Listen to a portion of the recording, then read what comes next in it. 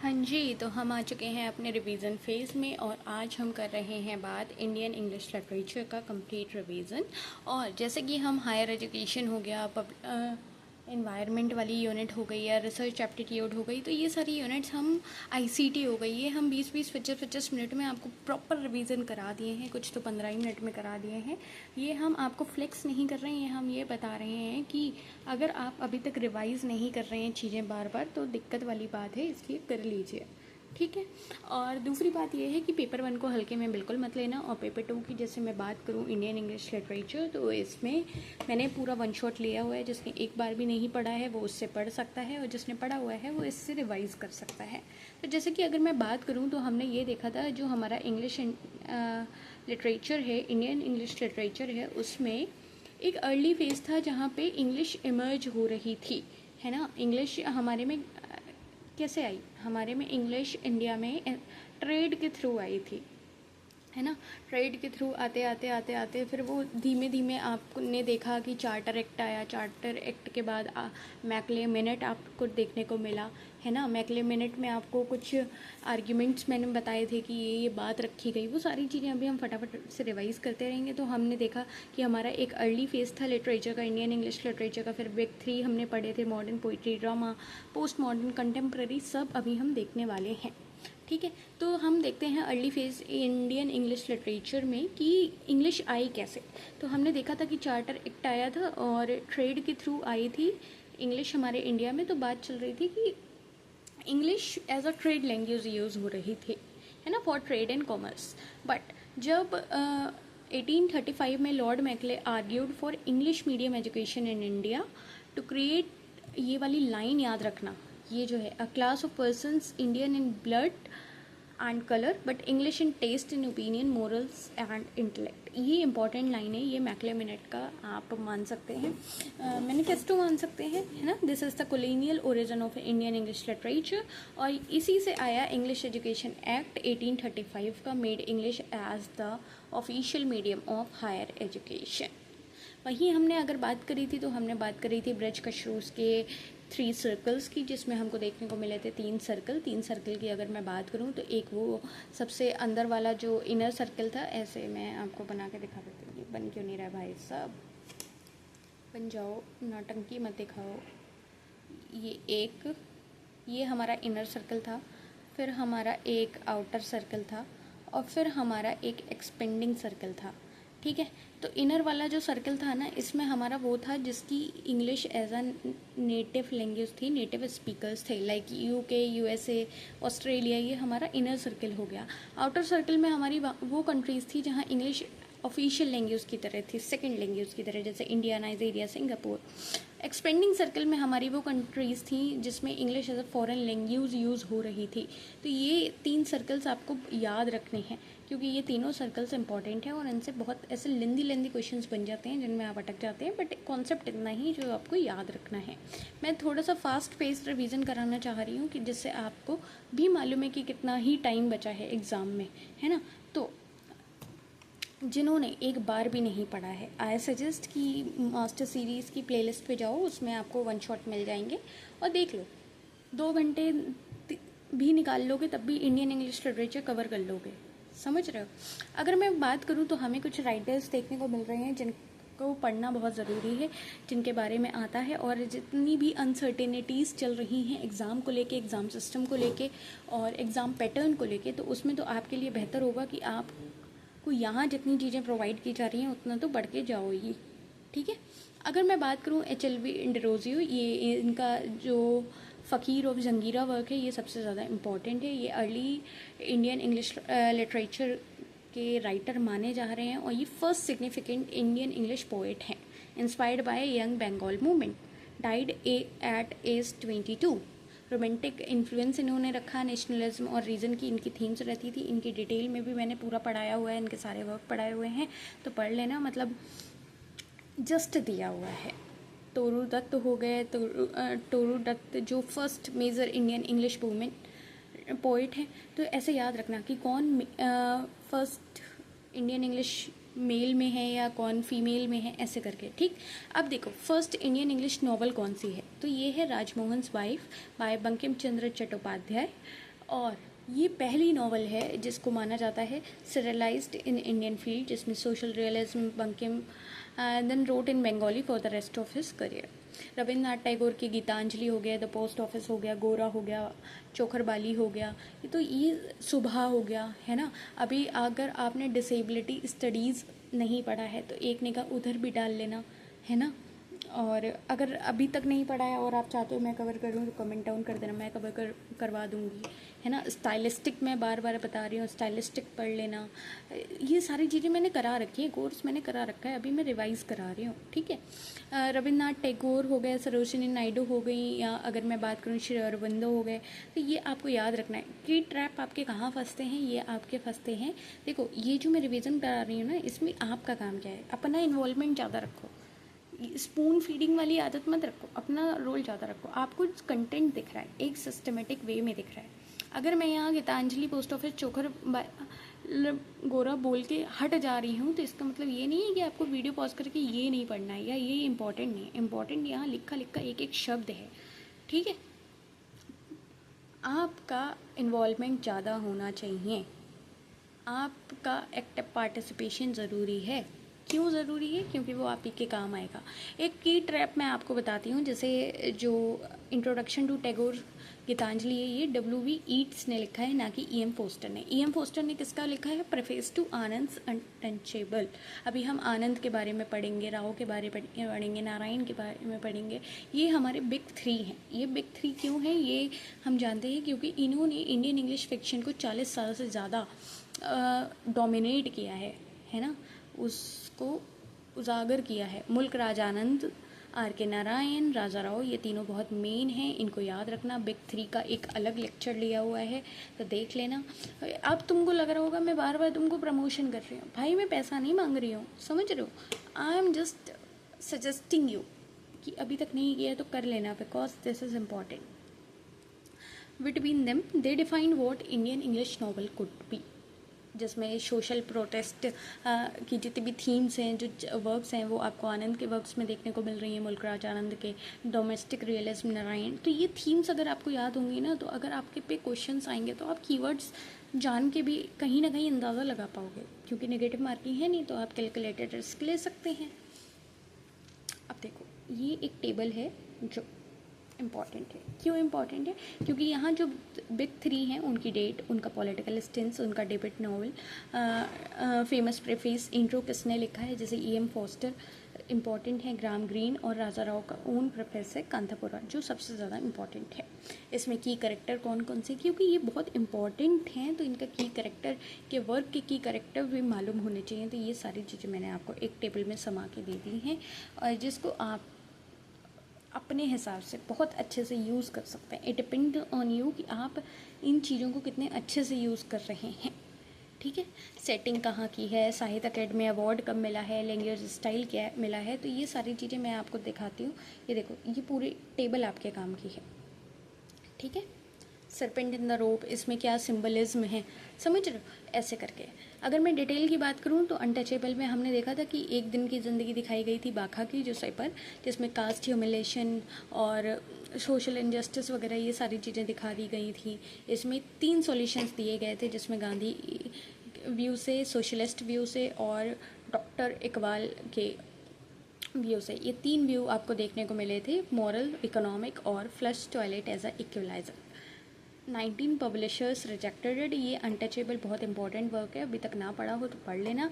Coolie में हमने बात देखी थी, मुनू की जर्नी देखी थी, कैसे बिलेट से वो शिमला फिर बॉम्बे फैक्ट्रीज तक सारा सफ़र तय हुआ था, और वो बाद में टीवी की वजह से मृत्यु हो गई, जिसमें क्लास एक्सप्लॉयटेशन, फैक्ट्री लेवल, सब कुछ जो ये है ना, 2 words leaves in a word, ये डिस्क्राइब कर रहा है आपका असम टी प्लांटेशन, जिसमें गंगू द हिल फार्मर है, जिसमें कॉलोनियल सेक्सुअल वायलेंस भी है, टी पिकिंग मेथड भी है, जिसमें आप 2 लीव्स लेते हैं, 1 बर्ड लेते हैं पर स्टेम, तो ये इसको सिंबलाइज कर रहा है। The village across the black water हो गया, द बिग हर्ट हो गया, 7 समर्स हो गया। 7 समर्स तो ऑटोबायोग्राफी है, इसलिए इसको याद रखना है आपको, ठीक है। और autobiography the 7 ages of a man. देखो जिनका पढ़ा हुआ है उनको तो ऐसा रिवीजन करने में मज़ा आ रहा होगा कि अच्छा मुल्क राज आनंद का ये वर्क है, ये वर्क है, है ना। अब जिसका पढ़ा हुआ नहीं है उसको लग रहा होगा अरे यार क्या है आप इतनी जल्दी करा रही हो, वो 10 कमियां निकालेगा। वो ये नहीं सुनेगा कि मैंने बताया है कि अगर आपने एक बार भी नहीं पढ़ा है तो आप प्लेलिस्ट में जाएंगे, आपको एक वीडियो दिखेगी, वन शॉट आधे 1 घंटे की, आप उसे देखेंगे, आपका सब क्लियर हो जाएगा। वो ये नहीं सुनेगा, वो कमी निकालने में बैठेगा। तो बेटा कमी निकालोगे तो फिर आराम से बैठे रहो, है ना। आर के नारायण की अगर मैं बात करूँ, स्वामी एंड फ्रेंड्स, ये आपको मालूम ही है, ये पहली मालगुडी नावल है जिसमें चाइल्डहुड एडवेंचर्स की बात आपको होती हुई दिख रही है। ग्राम ग्रीन फाउंड हिम आप पब्लिशर। जेंटल ह्यूमर भी है और नॉस्टैल्जिया भी है। Bachelor of arts, the English teacher mister Sampath, the guide is the important work you have to remember, and Raju as the character is the main one. Raju, the railway guide, becomes accidental Saint Holy Man. Rosie, the dancer. And the irony present here is Raju's transformation from selfish opportunist to genuine spiritual figure happens through deception. ये अगर मैं आपसे कहूँ guide, तो ये guide एक ऐसा work है जो आप खुद भी पढ़ेंगे ना तो आपको लगेगा कि इंसान कैसे एक ट्रांसफॉर्मेशनल जर्नी में जाता है खुद के ही साथ। एक ही जीवन में वो कितने तरह के रूप जी लेता है। Man eater of Malgudi, the vendor of sweets, ये सारी चीज़ें आपको अगर अभी तक नहीं पढ़ी हैं तो बेटा पढ़ लो। और कितने प्यार से कहूँ बताओ। राजा राव का कंथपुरा, ये एक आपको अचक्का जो है, ओल्ड वुमेन अचक्का, इसका स्टाइल, हरी कथा, ये सारी चीज़ें आपको याद रखनी है। कैसे गांधी को एक डिवाइन अवतार फिगर की तरह दिखाया गया है। प्रेफेस इसका सबसे ज़्यादा इम्पॉर्टेंट है, जो इंडियन इंग्लिश स्टाइल में है, जिसमें लिखा है we can not write like English, we can write only as Indians, the tempo of Indian life must be infused in our English expression. तो ये इंपॉर्टेंट है, ये देख लेना। सर्पेंट इन द रोप, जो मैं कह रही थी कि इसको साहित्य अकादमी अवार्ड भी मिला है, इसमें क्या सिग्निफिकेंस है, तो सिग्निफिकेंस इसका ये है, सिम्बलिज्म इसमें ये है कि a rope in the dark appears to be a serpent, जो हम माया है, इल्यूजन है। When you see clearly true reality the serpent disappears. तो आप जो माया इल्यूजन में भटके रहेंगे, अंधेरा में रहेंगे, तो आपको एक रस्सी भी सांप लग सकती है, समझ रहे हैं। तो ये वाली जो है सर्पेंट इन द रोप, अगर नहीं पढ़ी हो तो पढ़ लेना है। Cat in the Shakespeare, comrade Kirillov. अगर मैं बात करूँ इंडियन इंग्लिश पोइट्री की, तो हमने देखे थे निज़म इज़गिल, जयंत महापात्रा, कमला दास, एक रामानुजम, अरुण कोलातर, डॉम मॉरिस। निज़म इज़गिल को हम कहते हैं father of Indian English poetry. अगर आपको दिख रहा हो, मैं और ऐसे आपको जूम करके दिखा देती हूँ, ठीक है। अब तो मेरी आदत हो ही गई है हाथ में फ़ोन पकड़ के रिकॉर्ड करने की, वरना आवाज़ नहीं आ पाती है, तो कोई बात नहीं। Father of modern English poetry की अगर मैं बात करूँ, इंडियन इंग्लिश पोइट्री की, तो इसमें हमारा नाम आ रहा है निज़म इज़गिल का। इनके जितने भी वर्क्स हैं, ये सारे इंपॉर्टेंट वर्क्स लिखे हुए हैं, जिनका आपको क्रोनोलॉजिकल ऑर्डर तो एटलीस्ट मालूम ही होना चाहिए। फेमस पोएम्स यहाँ पे हैं, इनका क्या थीम है वो हमने बताया हुआ है, ऐसे ही हमने करके आपको ब्लॉक वाइज दे रखा है। तो ये देखिए इसके जयंत महापात्रा, जिसमें हंगर आपको याद ही रखना है ना। हंगर जो सबसे ज़्यादा फेमस पोएम है, जहाँ दिखाया गया है कि भूख सिर्फ खाने की नहीं होती है, शरीर की भी होती है ना। तो मैंने बहुत स्ट्रेट फॉरवर्ड बोल दिया, but this is what it is. और इनको फर्स्ट साहित्य अकेडमी अवार्ड मिला for Indian English poetry. Close the sky, 10/10, rain of rights, relationship, ये सारी चीज़ें बहुत इंपॉर्टेंट है, तो ये आपको याद रखनी है। The lost children of America, जहाँ दिखाया गया है कि जो आपका सिविलाइजेशन होता जा रहा है, जो आप इतनी चकाचौंध में जीते जा रहे हैं, लेकिन वहाँ के जो बच्चे हैं वो बहुत लॉस्ट हैं, कंफ्यूज्ड हैं, समझ रहे हैं। तो ये जयंत महापात्रा तो आप जान ही रहे हैं कितने इम्पोर्टेंट है।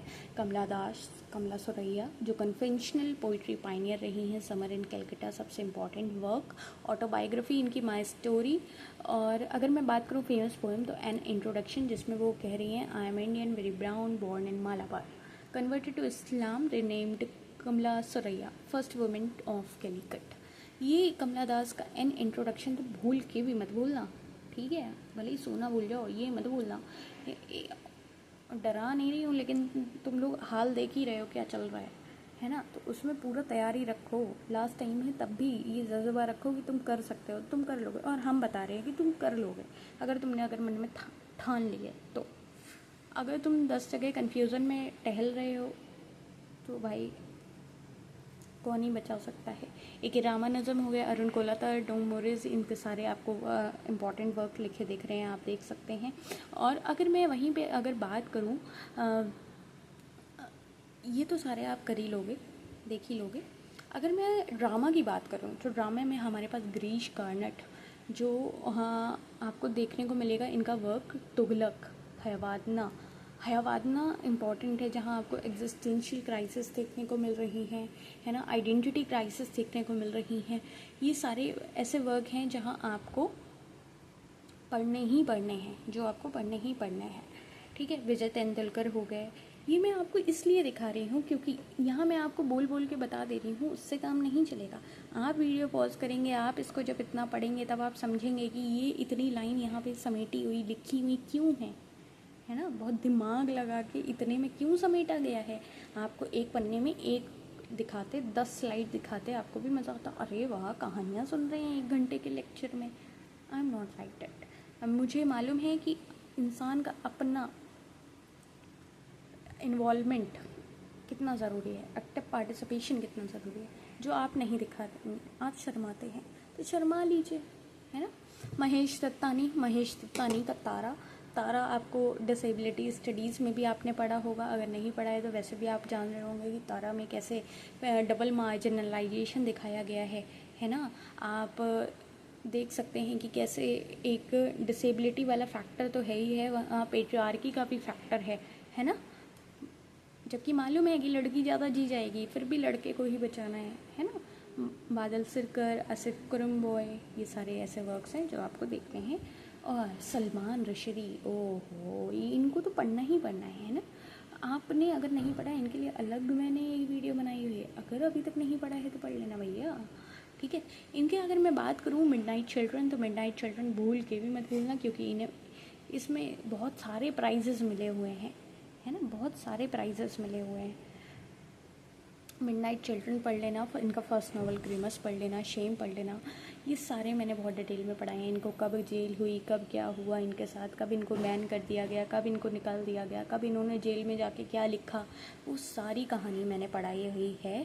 तो आप पढ़ सकते हो इनके ये सारे वर्क्स, इनके बारे में थोड़ा थोड़ा लिखा हुआ है, आपको देख सकते हैं। सलमान रशदी कैसे आप उनके वर्क्स के थ्रू उनको जान सकते हैं कि उन्होंने कैसे लिखा है, चीज़ें उभार के लिखा है, जहाँ जिसकी वजह से बहुत सारे ऐसे कॉन्फ्लिक्ट्स भी हुए हैं, है ना। But he is important for me. Contemporary Indian English novelist की अगर मैं बात करूँ तो हमारे पास अरुंधति रॉय हैं, अमिताभ घोष हैं। The God of small things आपने पढ़ी होगी, क्योंकि ये अरुंधति रॉय का नाम आए और the God of small things का बात ना आए तो ऐसा तो हो ही नहीं सकता, है ना। अगर अमिताभ घोष की बात करूँ तो शैडो लाइन्स हो गया, या अगर सी ऑफ पॉपीज़ हो गया। सी ऑफ पॉपीज़ आपने पढ़ा होगा, जहाँ पे आपने देखा होगा कि कैसे आपको फोर्स किया जा रहा था नील की खेती पे, है ना। अगर मैं बात करूँ विक्रम सेठ का सटेबल बॉय हो गया, गोल्डन गेट हो गया बना, lake of from heaven lake हो गया, है ना। ये ऐसे वर्क हैं जहाँ आपको देखने को मिलेगा कि कैसे वो एक ट्रैवल जर्नी में अपना ट्रांसफॉर्मेशन होते हुए देख रहे हैं, है ना। कैसे वो इधर उधर कॉस्मोपोलिटियन आप इनको मानेंगे, ठीक है। अगर मैं बात करूँ अरविंद अडीजा, तो इनका वाइट टाइगर हो गया। अगर किरण देसाई तो आप जान रहे हैं, है ना, इनको इतने सारे प्राइजेस मिले हुए हैं। और इनका जो सबसे ज़्यादा इम्पॉर्टेंट वर्क है वो है द इनहेरिटेंस ऑफ लॉस, ठीक। कुछ नहीं तो आपको समरी मालूम होनी चाहिए द इनहेरिटेंस ऑफ लॉस की, ठीक। और ये सारे, और अनीता देसाई हो गया, क्राय द पीकॉक हो गया। तो ये सारे ऐसे वर्क्स हैं जो इम्पोर्टेंट है, जो मैंने आपको एक जगह समा के दे दिए हैं। आपके जितना मन करे आप बैठ के पढ़ो, कर सकते हो। एक जगह समराइज्ड वे में आपका रिवीजन अच्छा हो सकता है। डायस्पोरल लिटरेचर की अगर मैं बात करूँ या पार्टीशन लिटरेचर की बात करूँ तो हमारे पास वी एस नायपॉल हैं, हनीफ कुरैशी हैं, साजिद हसन हैं, भीष्म सानी है। ठीक है। अ हाउस फॉर मिस्टर विश्वास आपने पढ़ा होगा, जहाँ आपने देखा होगा कि कैसे एक आदमी का सपना बन गया एक खुद का घर होना, है ना, जहाँ आपको कॉलोनियल आफ्टरमेट पोस्ट कॉलोनियल डिस्प्लेसमेंट देखने को मिल रहा है। और पार्टीशन के डायस्पोरा में आपको ये BS नाइपोल और हनीफ कुरैशी हो गए, पार्टीशन में आपके सादत हसन भीमसेन सहानी हो गए, और भारती मुखर्जी भी आपको उसमें डायस्पोरा में देखने को मिल गए, जो साउथ एशियन इमिग्रेंट हैं अमेरिका में। अपने वर्क जैस्मीन द मिडलमैन आपने पढ़ना ही है। अब ये कुछ PYQs मैं आपको दिखा देती हूँ, जिससे आपको कंटेक्स्ट मिल जाएगा, आपको एक आइडिया लग जाएगा कि yes this is the kind of questions that has been asked in the examination. तो आप ये देख सकते हो और इनको खुद से ट्राई कर सकते हो, क्योंकि I don't believe in telling the answers. Answer तो ऐसे हैं कि मैं आपको PDF भेज दूँगी, आपको आंसर मिल जाएंगे, टेलीग्राम ग्रुप ज्वाइन कर लेना, है ना, वहाँ मैं PDF भेज दूँगी, आपको आंसर्स मिल जाएंगे। आंसर मिलना बड़ी बात नहीं है, बट ये क्वेश्चंस खुद से ट्राई करना। सोचो, अभी आपको ये चार ऑप्शन ऐसे दिख रहे हैं तो आपको छोटा लग सकता है, जब ऐसे एक साथ स्क्रीन पे आते हैं तो बच्चे का दिमाग घूम जाता है, आती हुई चीज़ भी भूल जाता है बच्चा। इसलिए आपको क्या पकड़ना है, कीवर्ड्स पकड़ने हैं, राजा राव पकड़ना है, कंथापुरा पकड़ना है। अब आपको देख लेना है कि इसमें क्या इंपॉर्टेंट मैनिफेस्टो दिखा दिया गया है, क्या एड्रेस किया गया है। अब ये 4 ऑप्शन पढ़ोगे आप, आपको खुद आंसर मिल जाएगा अगर आपने कंथापुरा पढ़ा हुआ है। ऐसा हो ही नहीं सकता आपको ना मिले।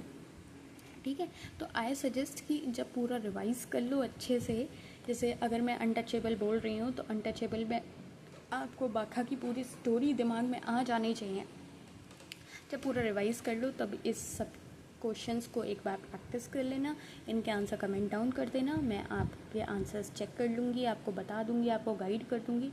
जैसे गाइड में राजू की बात हो रही है ना, तो अब आप इसमें देखेंगे कि सेंट्रल आयरनी क्या है ना, कैसे वो इंसान एक सेल्फिश इंसान था, अपॉर्चुनिस्ट था, वो कैसे बदल गया एक साधु संत में।